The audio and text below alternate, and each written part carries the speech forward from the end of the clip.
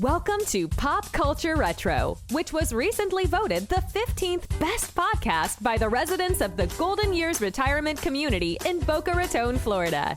Each show, we'll revisit some of your favorite pop culture memories with insider and outsider perspectives. Now, please help me welcome your hosts, Ike Eisenmann and Jonathan Rosen.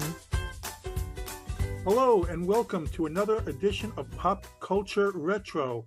I'm one of your hosts, Jonathan Rosen, along with a man who contractually obligates me to be at least 50 pounds more than him at all times, Ike Eisenmann. Ike, how are you today? I'm good. Oh my God. Well, that's an easy obligation to meet. I mean, your right arm is 50 pounds more than me. So, how tall are you? I'm 6'1".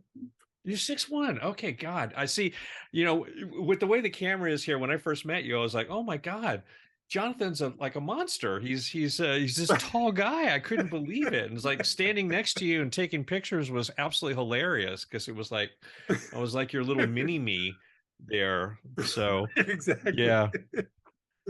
Well, I appreciate that. I appreciate that thought. It always makes me look smaller than I am, and that's a good thing. So I'll when we take pictures together next time, I'll get down, I'll crouch. Well, you see that. I mean, I've always been so short that every time I did PR pictures for any of the shows I did with the adult actors, I had to get up on, they call them apple boxes. Everybody probably knows what those are. I was just about to ask if you did that. It was a common use in film and television. If for shorter actors to stand on a quarter apple or half apple or a full apple box to get their faces a little bit more in line with each other. And I spent my career learning how to walk up to my mark if I was in a two shot with somebody and slowly like step up onto the half apple so it didn't look like I was getting up on a platform. It's a real skill, by the way, that us height challenged actors had to learn how to do, and I managed to do it. But yeah, all the time. It's like it happened all the time because I was tiny. Well, that's what I read. Now, that's the rumor always with Tom Cruise that he has to do that with the taller leading ladies or something. I don't know if that's true, but that is the rumor. I'll tell you the funniest one. I don't know about that. I don't. But it makes sense. You're always trying to line up your male and female characters so that I don't know. Just it can be just odd the other way around. But there's a great shot in God, we're so digressing, but what the heck, in the movie Outbreak with I think it's Morgan Freeman. I think it might be Morgan Freeman and Dustin Hoffman. Oh, it is a Dustin Hoffman movie. I don't know. Yeah, Dustin Hoffman is also not very tall at all, and a lot of his characters they utilized that aspect to his physicality. But there is a scene in Outbreak where, if it's Morgan Freeman, if I have it right, and Dustin Hoffman are walking together, doing a walk and talk two-shot scene, and it's a dolly move where the camera goes along with them. And it's the funniest thing because even when we saw it in the theaters, people laughed out loud because all of a sudden Dustin Hoffman is almost as tall as Morgan Freeman as he's walking along. And then the rest of the film, he's like down in his chest. It's really hilarious, and it got a lot of raspberries from the I have to go audience. watch. I remember liking that movie. Well, I haven't seen that movie since the 90s. Yeah, that was an interesting movie. I worked on it. I'm just letting you know. Is up front here. Of course, it was an interesting movie to make, but it was controversial because there was a book, a best-selling book about an actual deadly virus release from a lab called the Hot Zone. And I read it, and it was one of the most terrifying books I have ever read. And one production company in Hollywood was not on a fast track, was moving along to turn the Hot Zone into a movie, and then whatever studio that created Outbreak wanted to jump on board, and they fast fast-tracked Outbreak and got it out before the Hot Zone, which ended up killing the Hot Zone completely because Outbreak was fairly successful. But Outbreak's fictional, Hot Zone was true story, and so they Wow. had very, very different tones. But man, you talk about a timely Yep.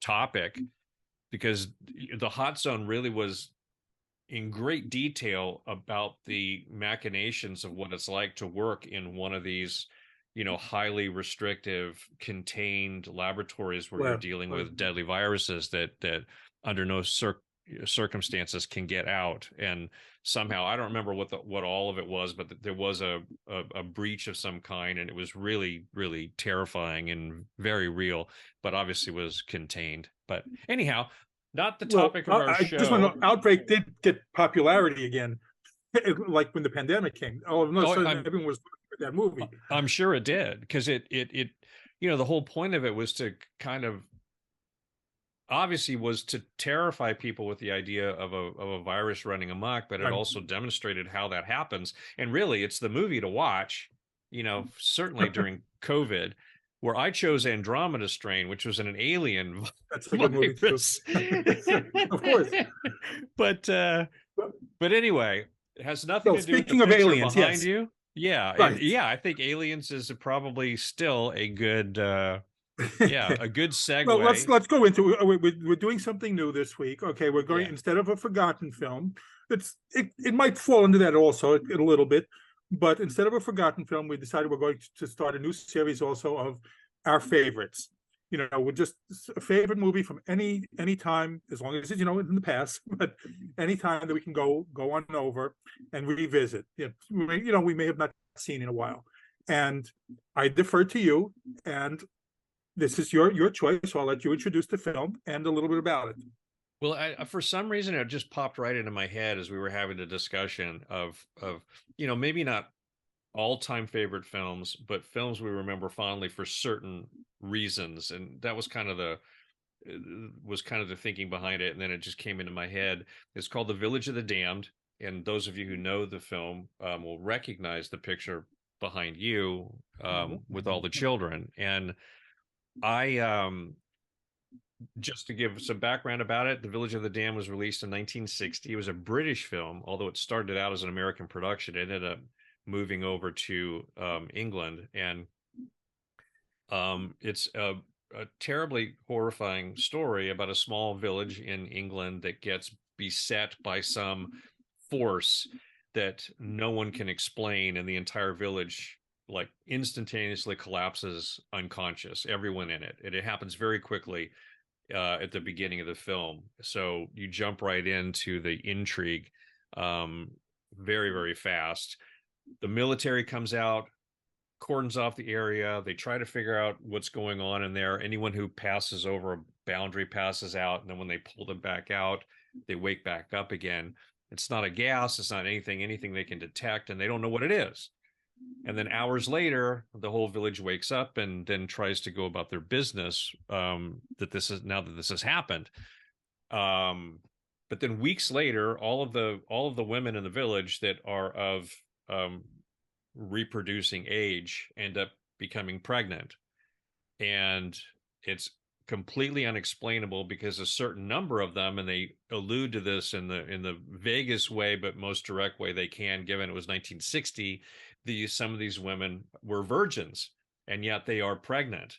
And it's traumatizing to these women, and confusing to the to the medics and everyone around. And it's accelerated pregnancy. They have these children, and these children grow up very, very quickly, and they all have this very bizarre sense about them, this platinum blonde hair, strange eyes even as infants. And it turns out they've got these incredible telekinetic and mental telepathic powers, and are able to control the other humans around. And you quickly obviously realize that they are villains from some other place, time, planet.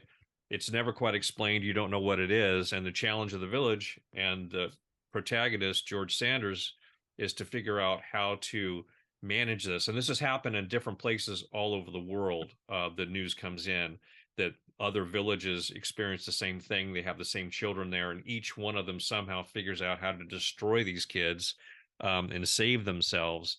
And this is the last outpost, I guess. And it's a fascinating challenge where George Sanders, who teaches the children, has to then figure out how to combat them. And he decides to basically commit suicide by blowing himself up and the schoolroom with the children in it.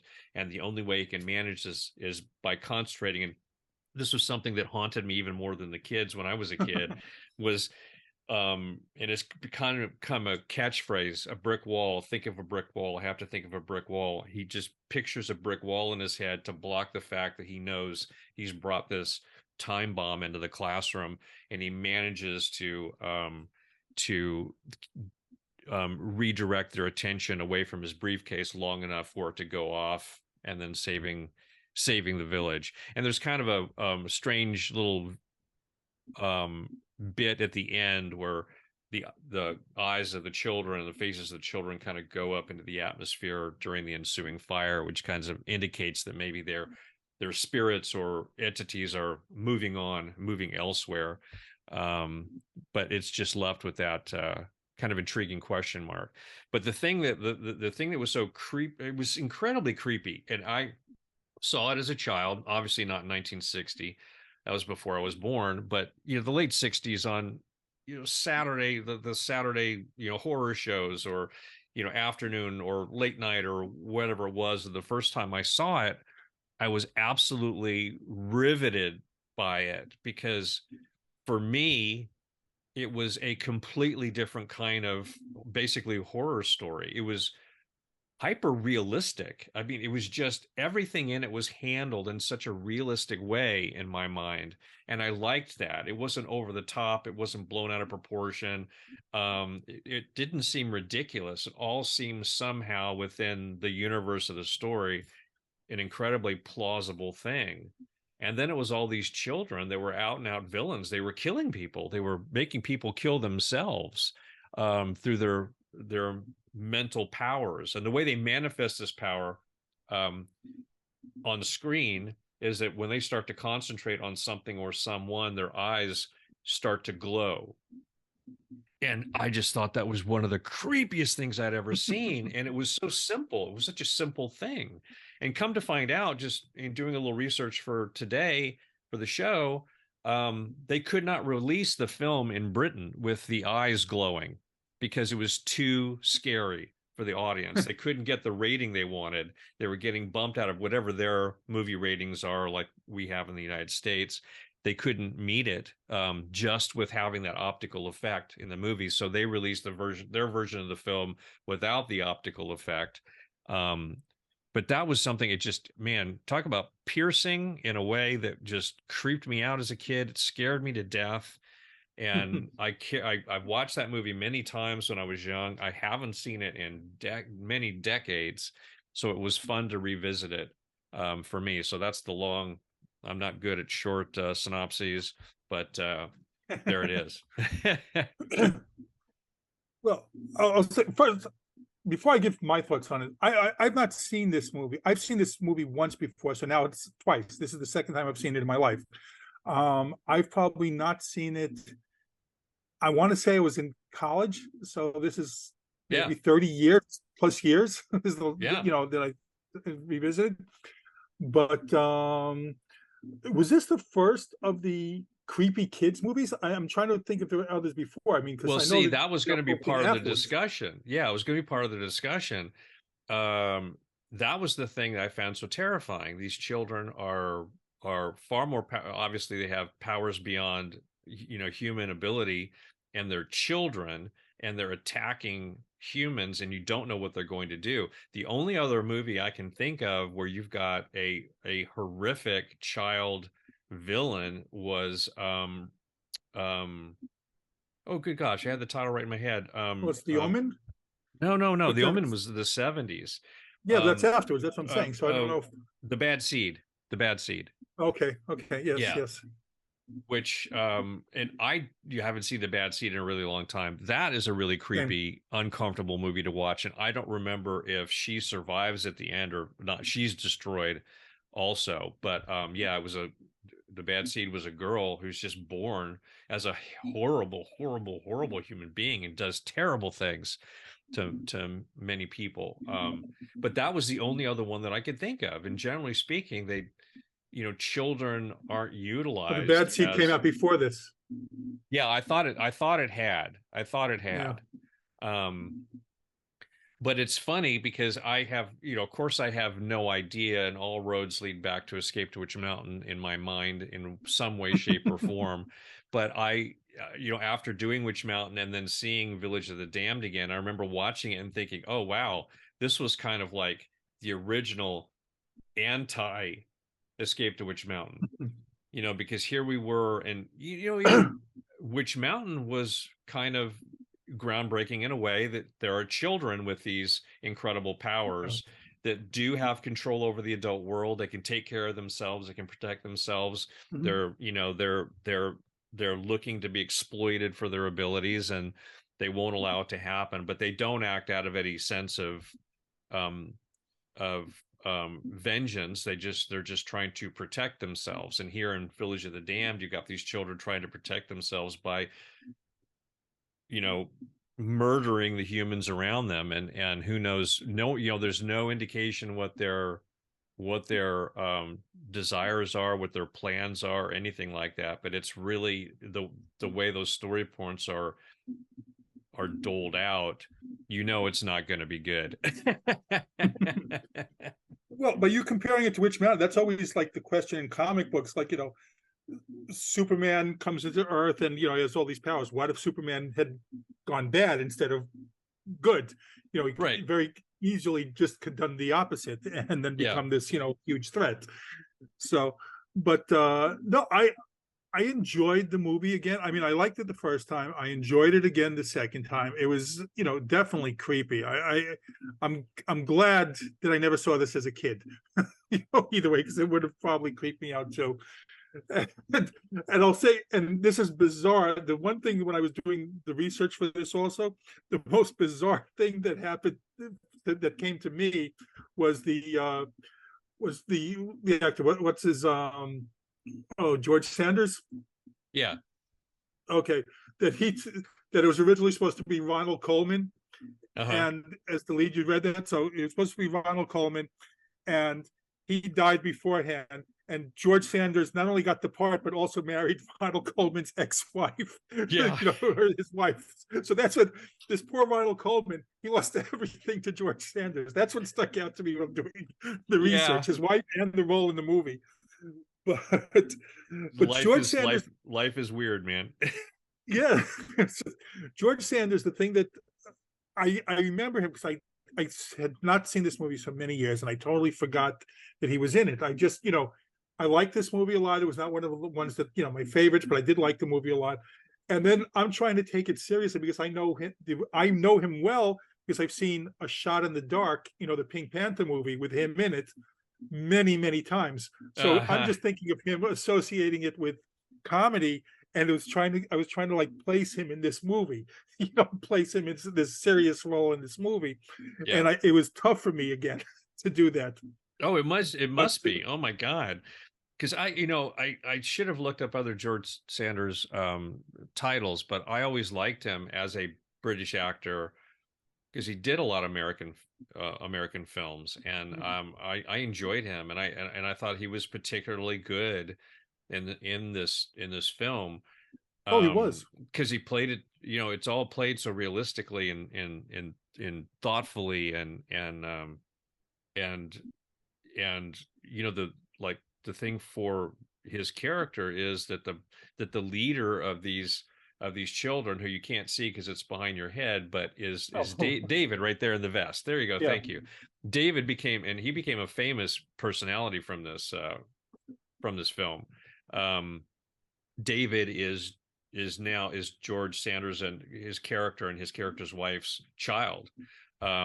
It's his son, and he has to plot to basically kill his own son plus these other Mhm. children as well as himself. And it was just and the funny thing about revisiting movies like this is the style of filmmaking, or at least story, the style of movies back in the 50s and early 60s, because there's no real resolution. It's like the end of this movie ended so abruptly that it was Yes. almost kind of like funny, and not intended to be so, because it blows up the schoolhouse. Some of the other lead characters that are concerned about the situation hear the explosion, and it registers with them. They kind of know what happened, and they cut back to the burning schoolhouse. The faces go up into the atmosphere, and then it just says the end, and it just drops off like oh, okay, well, that was it, so we're done, good, they're dead, it's everything's all good now. I always find that kind of interesting about films from that time period. But yeah, speaking of the character of David, played by Martin Stevens, um, I uh, I did a autograph convention in New Jersey called Chiller, and that's Oh, yeah. affectionately what it's known as. It's Chiller Mhm. Theater or something like that. It's got a longer name. But the first time I attended that convention, uh, Martin was at like 3 tables down from me, and he's probably the only person I ever thought about going and getting an autograph for, because Oh, you I should just have. thought, man, yeah, well, I'm not an autograph guy. It's, as you can well imagine, but I did go over and just to say hi and say, tell him I saw it when I was a child and what an effect it had on me. And it's just, he was a very sweet guy, but he looked exactly the same. I Oh, mean, really? he's got these eyes, and he's just got that, it's this weird dour expression that he had as a child. And my God, he was terrifying in that movie. He was just so terrifying, his whole attitude.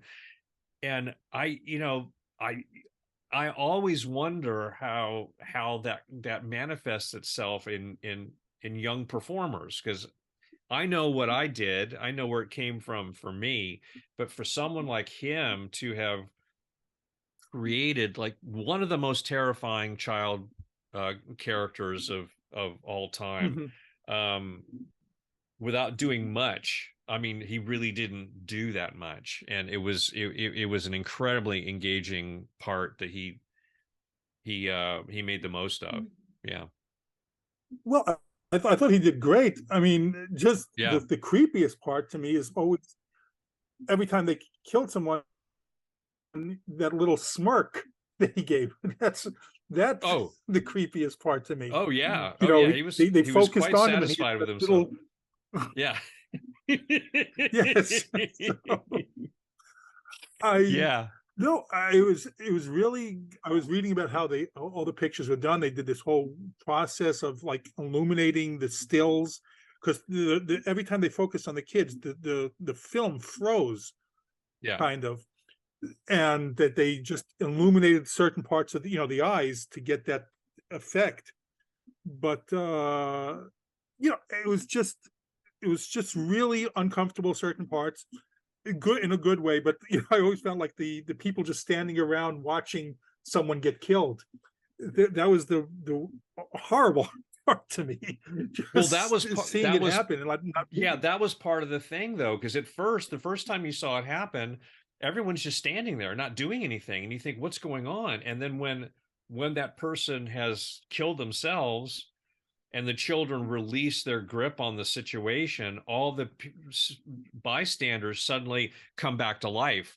The Mhm. children have actually frozen them, have rendered Right. them unable to provide aid or help or interfere in any way. So they have total power over everything, and it's an incredibly chilling idea. And going forward now, these characters are all trying to figure out how on earth do we get through this.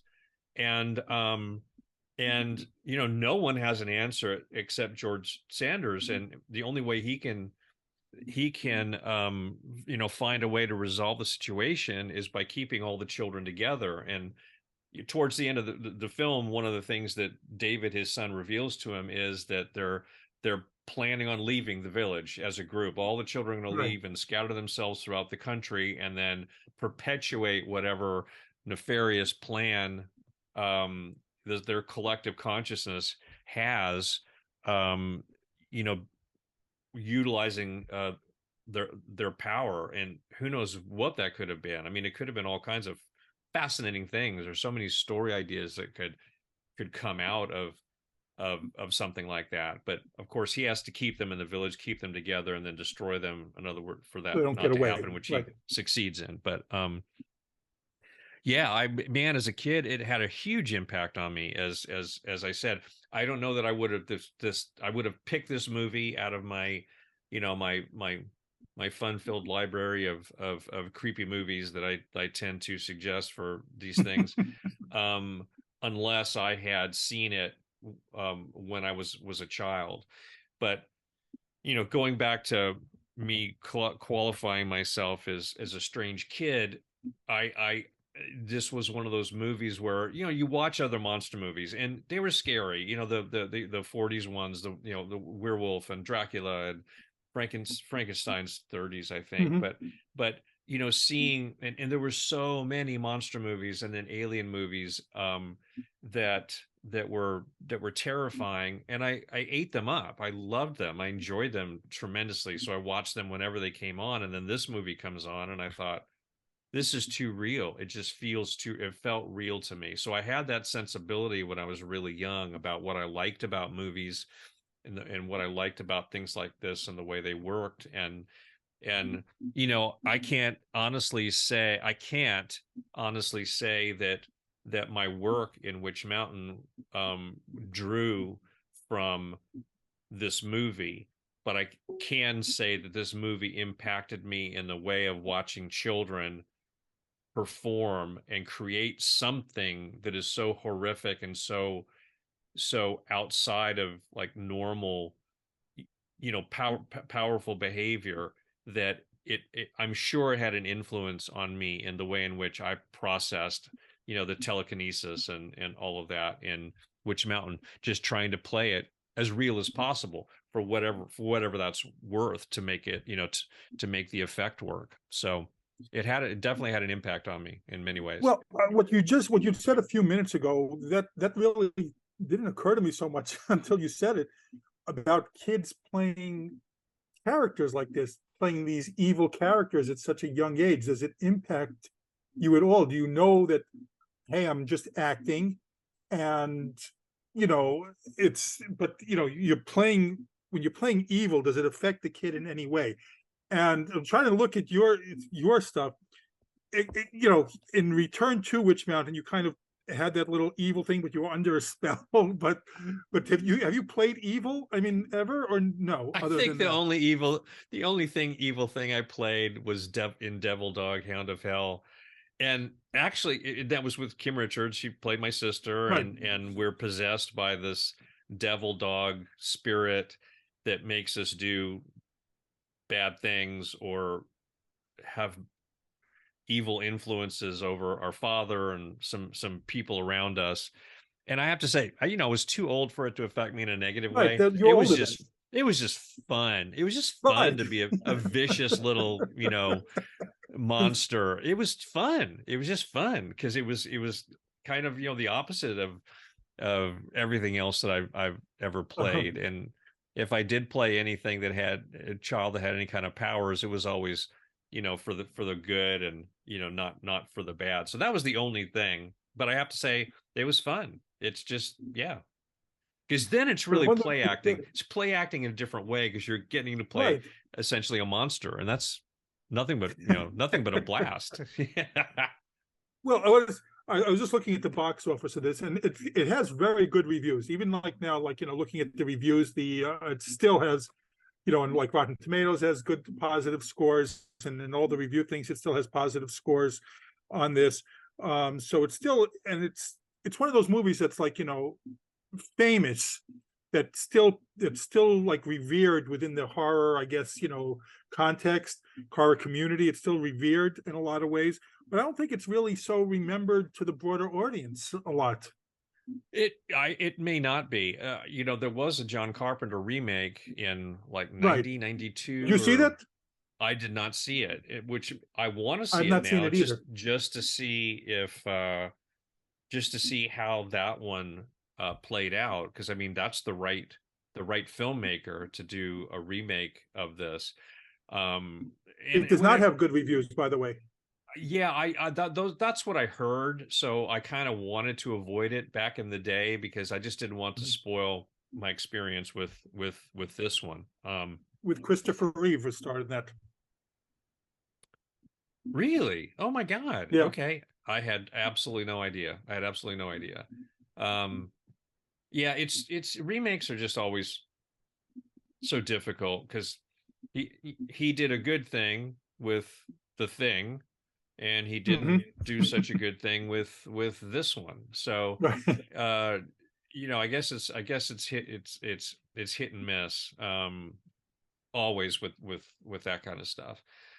but it's in the pantheon of these horror films that are obviously a part of these filmmakers history. And I would imagine that really anyone who's into the genre would know this film, Yeah, I more or agree. less. Yeah, yeah, because I'm That's thinking the that's only other challenging children's film for me, and it's not this kind of a story at all, is Lord of the Flies, um, mhm.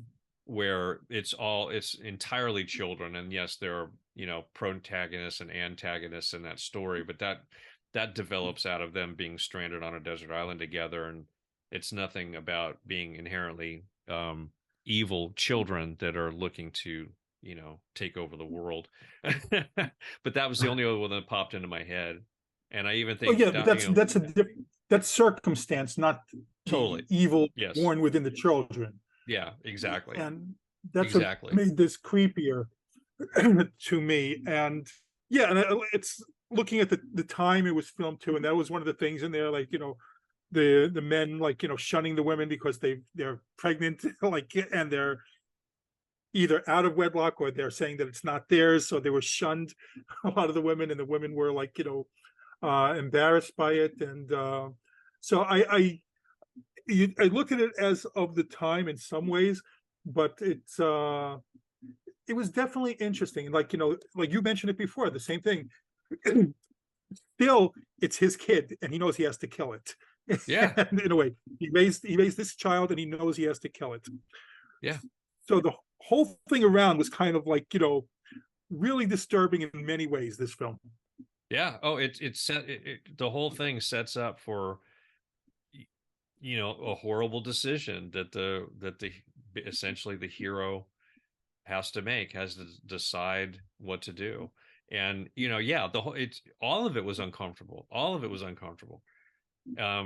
I didn't really remember as a child understanding the idea. I understood the concept that these women were spontaneously pregnant, but I didn't Mhm. understand that there were, to make it all that much more intriguing, that there were actual women who had, were virgins or had never had sex. Right. And so that there was no way they could have been pregnant, yet they were. And then the men who knew that they were not responsible for it, but then had to deal with it. There were a lot of interesting social themes Yes. that ran through this, that based upon, and this is like one of the simplest ideas when you think of all the complicated horror movies, or complicated, I mean, horror movies, I don't know, I guess I should retract that and say they're pretty simple. You got a monster is trying to kill everybody, you're trying to kill the monster, so they're pretty simple in terms of motivation. But but yeah, it just like what a incredibly basic recipe for something really terrifying. And the only thing that makes these kids scary is their platinum blonde hair, weird faces, and their intentions. That's it. There's nothing else. Well, it's this. I mean, this is probably where it all came from, because I've read many stories that take this theme, like the town possessed or women becoming pregnant that they don't know how, in a town, Yeah. like many women at once. So I didn't realize it, because I'd forgotten about this movie. It all came from this one. I like, from this is, I guess, the granddaddy of them all with this theme. Yeah, probably. No, probably. Yeah. And not that there's a proliferation, but there became um permission was given, because like even because my wife Tia watched it with me graciously enough. She started out And her incredibly thoughts. fascinated by it. She started out fascinated by it and said, "Wow, this really feels like a Twilight Zone." And I said, you have no idea, and you're dead on." And then all of a sudden at the end, she said, "Is it over?" I said, "Yeah." She said, "Oh, thank God." And so somewhere along the storyline, the movie lost my wife's interest, but you've got you do have Twilight Zone episodes, and with evil children. There's the Billy Mooney one, Yes, where yes. it's exactly this. He's got all these powers, and he's controlling the adults around him, and he wields his powers, like a child would, with tantrums and sending people into the cornfield that he doesn't like in this town. And it's just it That episode bothered me a lot, by the way. That yeah. episode really did bother me. So, But that's that thing. See, these children weren't behaving like children. They were behaving like little adults. right. And so that was interesting in its own way. It's like, okay, are they just these mature entities that are embodied in these maturing humans who right now are of a particular age? They're not emotionally at that age. They seem to be emotionally much older than that. And that was, I think, an aspect to Escape to Witch Mountain that was very intriguing, is both Tia and Tony are children growing up as children. They have these powers, and yes, they have a maturity about them because they don't use the power. They've just had to have discussions between them about when to use them, when not to, and the fallout as a result of when they do. But they're still children. They're still trying to grow up, and of course they get a much more accelerated lesson in the ugliness of adult human behavior, and then also they get the amazing comfort of Jason O'Day and loving, Mhm. supportive, caring humans. So they learn about being human beings even when they're not human beings, but they're going through that maturing process where these kids aren't. And then you see Billy Mummy in that episode, and I always forget the title of it, where he's just a spoiled rotten child that can do anything he wants to do, and he behaves out of that. And the only way he's brought in line is when I think an adult comes in and says stop it, and and basically admonishes him for his behavior and shames him, and he suddenly realizes, oh, someone cares about me.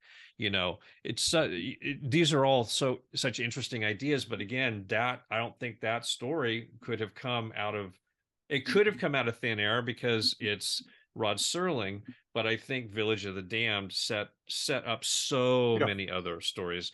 I'm thinking Firestarter, and which I actually movie I've never seen, but I'm bringing it up because there's a child with powers, and I'm sure there are other examples that I can't come up with right now, but I don't know, fascinating stuff. For me, it's a terrific origin story for so many other themed stories like you mentioned, that came as a result of a very twisted mind, telling a very, very intriguing, or I think of it as a horror story more than science fiction, but it's both, I think. Yeah. By the way, I just looked at who's in the remake also. It's your buddies in there. Kirstie Alley's in it also. Oh my gosh. Okay. Well, Yeah. maybe I'll need to check And it out. Mark Hamill. Huh. Okay. Oh, Okay. but yeah, no, I'm interested in seeing the remake now. I had Yeah. never been before. Now I'm interested in seeing it again. Yeah. It's just an out of But curiosity thing. Yeah. yeah, definitely out of curiosity for it too. But yeah, no, this was good. This was an interesting choice, an interesting movie to revisit.